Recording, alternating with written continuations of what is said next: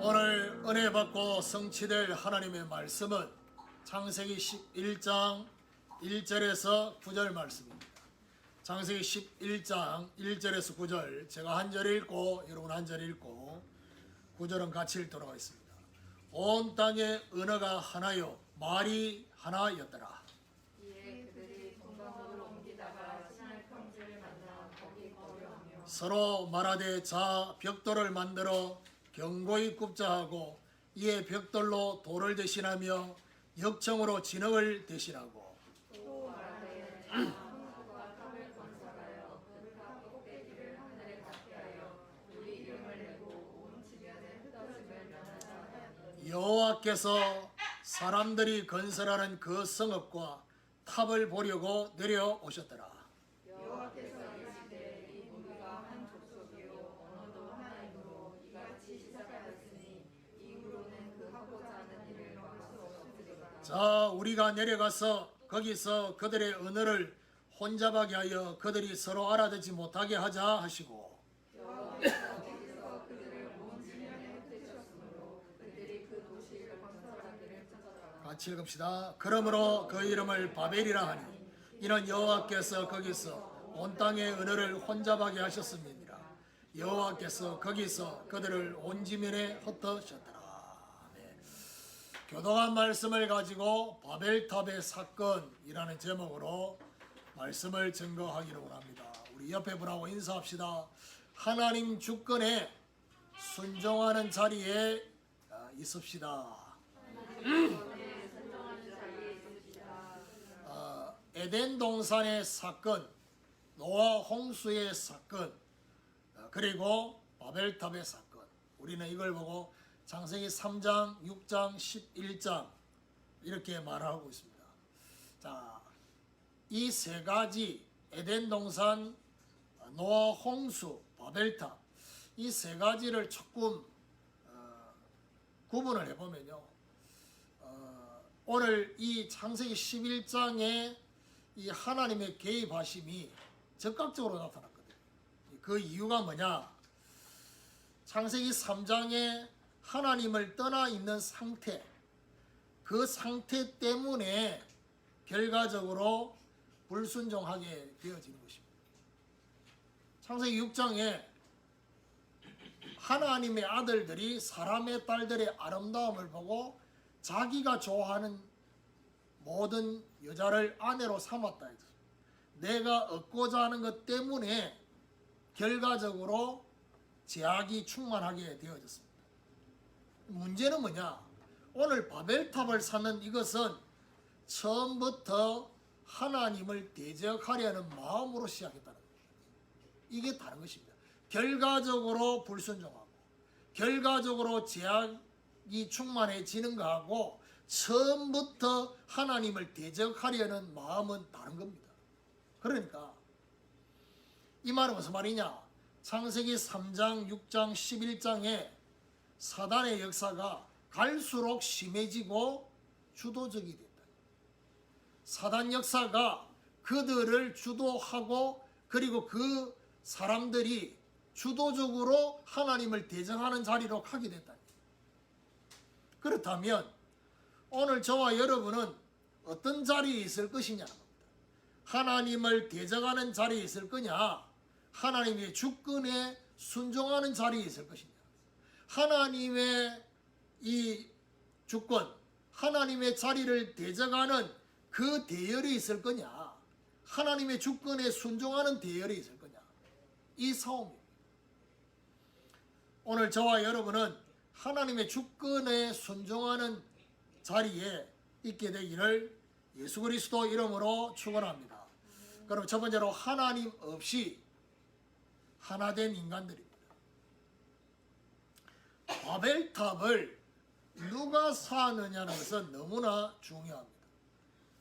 노아의 후손, 노아 홍수 이후에 지구의 모든 사람들이 죽고 노아의 8가족으로부터 새로 시작하는데 노아의 아들이 셈과 함과 야벳인데 그 중에 아버지의 그 잘못된 모습을 가지고 그야말로 나머지 형제들에게 고했던 그 함, 그 함의 후손들이 바벨탑을 쌓는데 주동했다는 것입니다. 이 함과 그 후손들이 어떤 사람들이냐, 어떤 영적인 색깔이냐, 하나님을 의식하지 않았던 함입니다. 하나님 전혀 의식하지 않는 그 후손들입니다. 그러다 보니까 그 후손들의 특징이 뭐냐? 자기들의 힘을 가시하는 그런 후손들이었습니다. 자, 오늘 1절에 보니까 온 땅의 언어가 하나요, 말이 하나였더라. 무슨 말입니까? 바벨탑 사건 이전까지 온 땅의 언어가 하나였다는 겁니다. 말이 하나였다는 것입니다. 그러면 이 지구의 언어가 갈라지고 생겨진 것은 바벨탑 사건으로 인해서 언어가 나뉘어진 것입니다. 그 전까지는 하나였다는 겁니다. 중요한 것은 바벨탑 사건이 생겨진 가장 중요한 것은 하나님 없이 하나된 인간의 모습입니다. 그 말은 무슨 말입니까? 하나님과 관계없는 것에 지나치게 하나 됐다는 것입니다. 예를 들면 하나님 없이 지나치게 하나 된다는 말은 무슨 말입니까? 예를 들면 저와 여러분, 우리 가족들 중에서도 영적으로 통하지 않는 가족이 있습니다. 불신자가 될 수도 있고 종교인이 될 수도 있습니다. 그런데 어떤 면에서는 대화를 할 때 때로는 말이 통하지 않고 갈등이 일어나는 게 정상인데, 그걸 피하기 위해서 뭐지요? 영적인 것, 중요한 것 대화하지 않고 육신적인 것만 계속 대화한다. 그러면 하나님하고 관계없는, 그 관계 속에는 하나님하고 전혀 관계없는 그런 관계가 되는 것입니다. 그게 하루 이틀 이래가지고는 잘 모릅니다. 이게 오랫동안 그런 관계가 되어지면 하나님 그 관계를 오늘 본문처럼 뭐지요? 정리를 하신다. 하나님 없이 하나 됐단 말이 무슨 말이냐? 이들이 생각하는 그 기준들, 자신들의 기준들이 어떻게 되냐? 절대가 되어버린 것입니다. 자신들의 생각이 절대 맞다고 생각하고 움직이는, 이게 문제입니다. 바벨탑 사건의 시작은 바로 하나님 없이 하나된 인간들이었다 라는 사실. 두 번째로, 자, 하나님 없이 하나된 인간의 모습에서 끝나지 않았습니다. 두 번째가 뭐냐? 하나님을 대적하는 인간들입니다. 2절에 보니까 그들이 동방으로 옮기다가 시날 평지를 만나 거기 거류하며 서로 말하되, 자, 벽돌을 만들어 견고히 굽자 하고 이에 벽돌로 돌을 대신하며 역청으로 진흙을 대신하고, 또 말하되, 자, 성읍과 탑을 건설하여 그 탑 꼭대기를 하늘에 닿게 하여 우리 이름을 내고 온 지면에 흩어짐을 면하자 하였더니, 제일 큰 문제는 4절이거든요. 바벨탑 사건의 가장 중요한 것은 4절입니다. 4절. 이들이 시날 평지를 만났다는데, 시날 평지는 뭘 말하냐? 넓은 평지를 만난 겁니다. 그래서 벽돌과 역청을 가지고 성읍과 탑을 건설하자고 그렇게 다 같이 말을 했습니다. 문제는 성읍과 탑을 건설하는 게 문제가 아닙니다. 이걸 건설하려고 하는 목적입니다. 뭐라 말하냐? 탑 꼭대기를 하늘에 닿게 하자. 세 가지 얘기했어요. 이게 바로 뭘 말하느냐? 이사야 14장 12절에 14절에 하나님의 보좌와 비기려고 하고, 더 정확하게 말하면 하나님의 보좌 위에 있으려고 하는 사단의 역사입니다. 그리고 우리 이름을 내자고 했습니다. 그 말은 무슨 말이죠? 우리는 할 수 있고 우리가 했음을 자랑하자 라는 것이. 그러면서 말하냐? 흩어짐을 면하자. 그 말은 말이죠. 우리끼리 잘 먹고 잘 살자. 이런 의미입니다. 이 4절 한 절 속에 저와 여러분의 중심, 우리 안의 동기, 또 우리가 가지고 있는 아주 작은 영적 문제와 맞물린 저와 여러분 삶의 인도, 이게 결국 바벨탑을 쌓게 되는, 바벨탑 사건이 벌어지게 되는 원인이 된다는 것입니다. 우리 주변에 이런저런 여러 가지 소식을 듣고 여러 가지 일들이 벌어집니다. 그러면 저와 여러분 복음을 가지고 있는데 결국 오직 복음, 완전 복음 되지 않으면 어떻게 해요? 결국 사단이 틈을 타고 들어올 수 있는 틈이 열려 있다. 그런데 그 틈이 결과적으로 나타난 영적 문제도 문제지만은 그 틈이 열려져서 영적 문제가 나를 주장하게 되는 그 중간 단계가 있습니다. 그게 바로 오늘 4절이에요. 이게. 저는 그 생각을 했어요. 무슨 말이냐? 우리가 가지고 있는 아주 작은 중심이 우리에게 가장 연약한 영적인 문제에 지배를 당하도록 만드는 통로가 될 수 있다는 것입니다.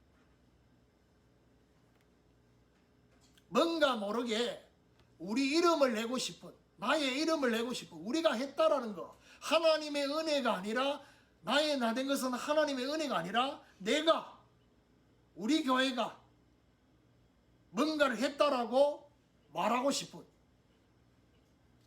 그런데 하나님은 그렇게 인도를 안 하고 계는데 내 마음에는 그게 가득하면 어디 됩니까? 그게 동기가 되는 겁니다. 그럼 뭐야 되지요? 하나님의 인도보다 내가 앞서서 자꾸 뭘 만들어내야 되는 것이고, 무리하게. 근데 그런 것들이 결국 뭐죠? 중요한 영적인 문제에 잡히도록 하는 통로가 되는 것이죠. 그러면 오늘 이 함의 후손들이 어떤 대적을 했냐는 겁니다. 하나님에 대해서 어떤 대적을 했냐? 3가지입니다. 하나님의 자리에 대한 대적을 했고요. 저와 여러분 십계명의 말씀 중에서도 바로 이 부분에 대한 말씀이 있었습니다. 그렇죠? 그리고 십계명 이전에 출애굽기 19장에 보니까 하나님과 이스라엘 백성이 언약식을 할 때 하나님이 뭐랍니까? 중요한 산의 경계를 정해놓고 이거 침범하지 못하도록 했잖아요. 그 말은 무슨 말입니까? 하나님의 자리, 하나님만이 있어야 될 그 자리에 들어오지 말라는 겁니다. 그 말은 무슨 말이죠? 이거는 하나님만이 하는 영역이라. 여러분, 아무리 과학이 발달해도 절대로 만들어내지 못하는 게 있습니다. 창조의 영역은 인간이 만들 수 없어요. 그 중에 대표적인 게 뭡니까? 피입니다. 피는 만들 수 없어요. 왜요? 그건 하나님만이 하시는 거예요. 그리고 이들이 뭐에 대한 대적을 했냐? 하나님의 역사에 대한 대적을 했고, 하나님이 저와 여러분 인생을 인도하고 응답을 주셔서 저와 여러분을 주장하는 그 역사, 하나님의 역사, 이것보다도 우리가 할 수 있다는 것입니다. 그 역사를 대적한 거예요. 그리고 3번째 대적한 게 뭐냐? 하나님의 목적에 대한 대적이었어요. 하나님의 목적은 우리끼리 사는 것이 하나님의 목적이 아닙니다. 그렇죠? 예루살렘, 온 유대, 사마리아 땅끝까지 모든 민족, 모든 족속으로 가서 제자 삼으라는 게 하나님의 목적인데 이들은 우리끼리 살자, 흩어짐을 면하자, 하나님의 목적에 대한 도전을 한 거예요. 대적을 한 거예요. 그 말은 무슨 말입니까? 결국 이들이 쌓았던 성읍과 탑은 하나님의 자리를 대적하고 하나님의 역사를 대적하고 하나님의 목적을 대적했기 때문에 여기에 전혀 관계없는 인생이 됐다는 거예요.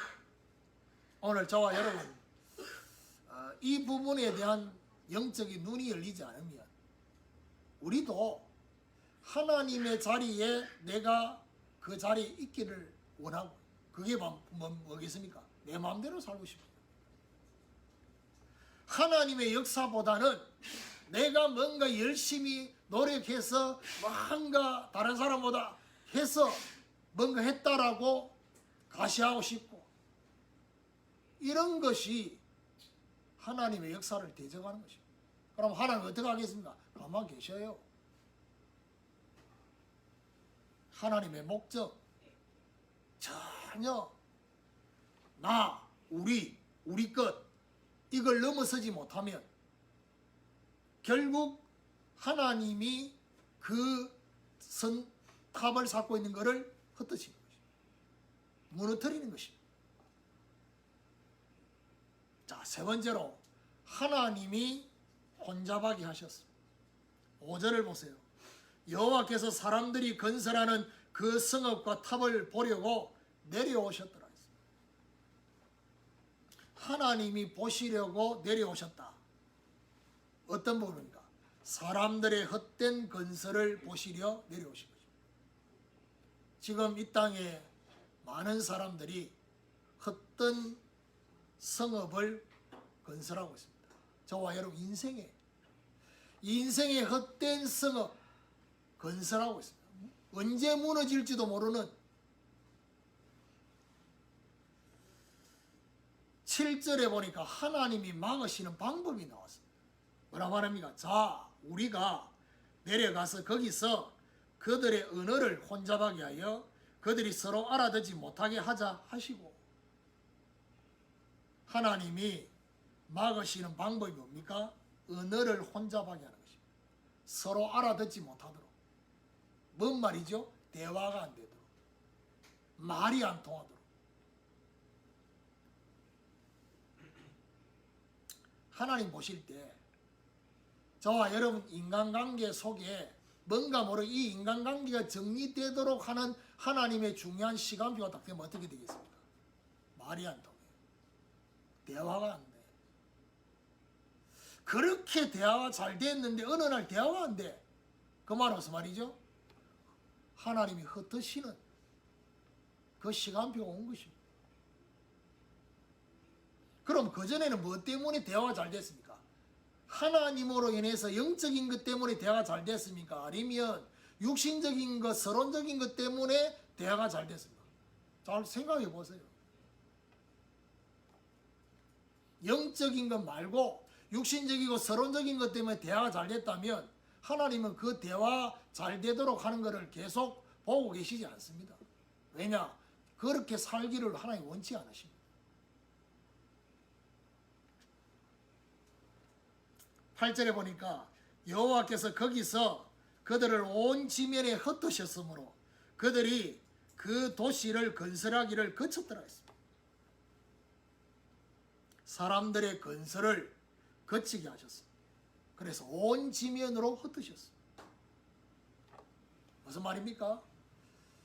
우리 단체가 한국과 세계교회의 영향을, 정말 세계복음화의 영향을 주기를 원한다면요, 우리끼리 통하는 언어만 쓰고 있으면 하나님이 이 또한 흩으실 수 있어요. 잘 생각해봐요. 저는 이 본문 보면서 많은 생각을 했어요. 온 땅의 언어가 하나요, 말이 하나였더라 라는 이 말 속에 우리가 정말 세계복음화, 세계의 복음으로 영향 주려고 하면 우리끼리만 통하는 언어를 쓰고 있다고 한다면 영향 줄 수 없어요. 우리가 쓰는 복음의 많은 단어, 영적인 단어들이 우리만 알아듣는 단어가 아니라 누구나 그 단어를 알 수 있는 단어로 바꿔야 된단 말이에요. 오늘 이 바벨탑 사건을 보면서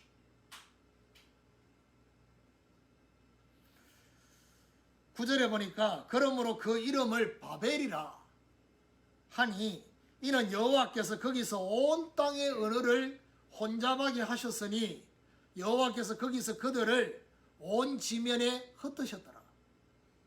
여러분, 바벨, 그 이름을 바벨이라. 바벨 뜻이 뭐냐? 혼잡하게 하셨다는 것입니다. 혼잡이란 뜻입니다.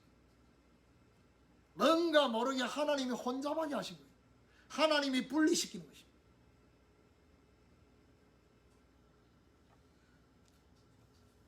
자, 이 말씀을 적용해 보면 어떤 의미가 있습니까?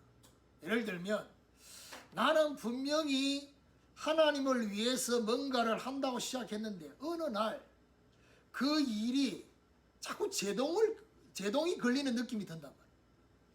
왜요? 시간이 지나면서 내 안에 나도 모르는 동기가 플러스 됐어요. 모르지요. 내가 모르고 있기 때문에 그 부분을 못 볼 수 있죠. 동기가 생겼어요. 또 생겼어요. 자꾸 생겼어요. 그러다 보니까 오늘 하나님이 저와 여러분에게 그 부분을 제동거는 방법이 뭐겠습니까? 속이 시끄러운 거예요. 뭔가 모르게 집중이 안 돼. 혼잡하게 되는 거예요. 이게 바로 뭡니까? 하나님이 수도업시키는 방법. 못하도록. 아니 꼭 그렇게 수도업을 시켜야 됩니까? 수도업 안 시키면 탑을 더 쌓을수록 이게 무너질 때는 더 심하게 무너진다니까. 후유증이 더 크다 이 말이에요. 하나님이 그런 후유증을 남기지 않도록 하기 위해서 브레이크를 거는 거예요 지금. 저와 형 개인적으로 볼 때. 개인적으로 뭔가를 하려고 할 때 하나님이 브레이크를 딱 걸 때 특징이 뭐냐? 저와 여러분의 마음이 평안하지 않는 거예요. 여러분 우리는 이렇게 말합니다. 성령의 인도는 평안이다. 그래서 내가 지금 평안하지 않은 거는 성령 인도가 아니다. 아닙니다. 내가 하나님과 방향이 맞지 않고 하나님이 원하는 목적과 목표가 맞지 않을 때는 평안하지 않아야지 그게 인도입니다. 그렇지요? 평안하지 않아야 돼요. 하나님하고 방향이 맞지 않는데도 너무 평안하다? 그게 지금 틀린 거예요. 흩어지는 이유가 뭐겠습니까? 흩어지는 이유는 갈급함으로 다시 하나님을 찾으라는 것입니다. 너희끼리 너무 잘 되지 말고 인간들끼리 하나 되어지는 거기에 하나님이 없잖아요. 그래서 흩어져서 갈급해져서 하나님을 다시 찾고 말이 통하지 않고 대화가 되지 않는 그런 그게 있으면요. 말하고 싶은데 대화할 사람이 없어서 얼마나 답답합니까? 그럴 때 그 하나님이 원하는 게 뭡니까? 제발 내 보고 좀 나하고 좀 대화하자는 겁니다. 그리고 흩어지는 이유와 하나님의 목적을 회복하라는 거예요.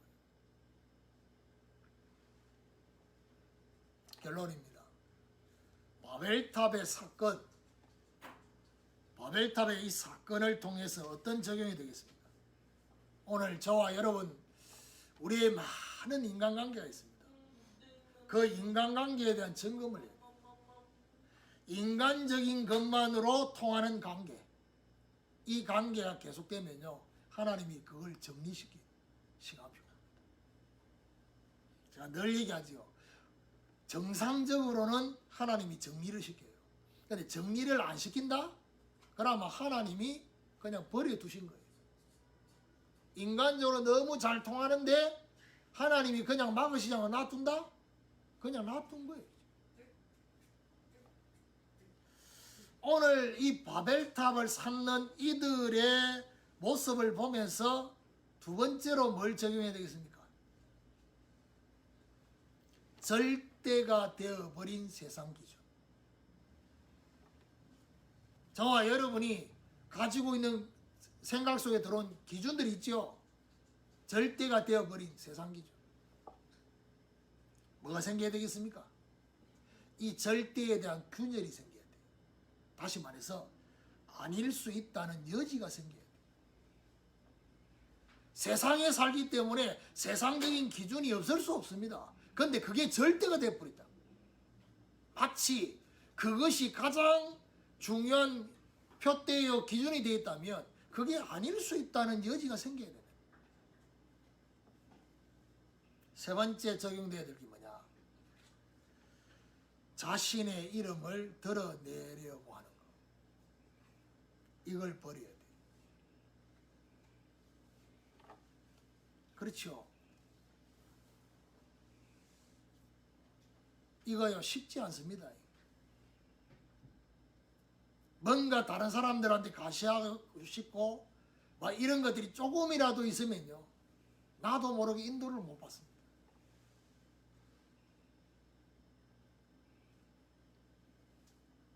목사인 저한테 이 마음이 조금이라도 있으면 어떻게 하겠습니까?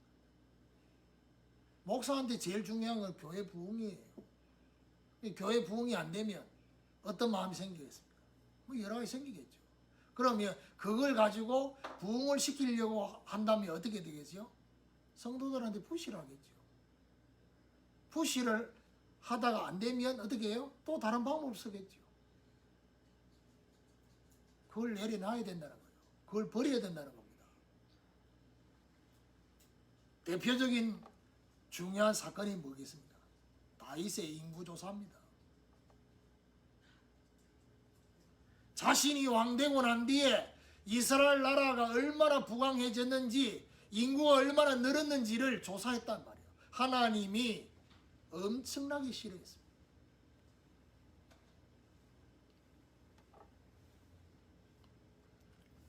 그래서 우리는 습관적으로 자꾸 이런 다윗의 인구조사하는 것이 습관이 되어 있는 경우가 있어요. 그렇게 하면서 우리끼리 만족하고 우리 대단하고 하나님이 웃으십니다.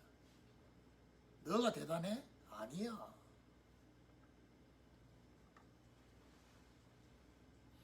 그러니까 예를 들면 유튜브 시대에 우리는 숫자에 아주 예민합니다. 유튜브 채널이 있잖아요. 함께하는 제자교도 채널이 있습니다. 그 영상 올라가지. 그거 보면요 구독자 나오고 조회수 나오고 좋아요 숫자 나오고 다 나옵니다. 그거 보세요. 그런 것들을 계속 카운트하고 있으면 어떻게 됩니까? 기분이 좋든지 아니면 힘 빠지든지 둘 중에 하나겠지. 그거 하지 말라는 겁니다.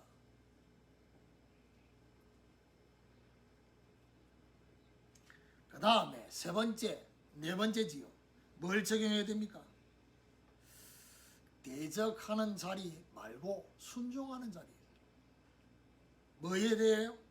하나님의 자리에 대해서 인정하는,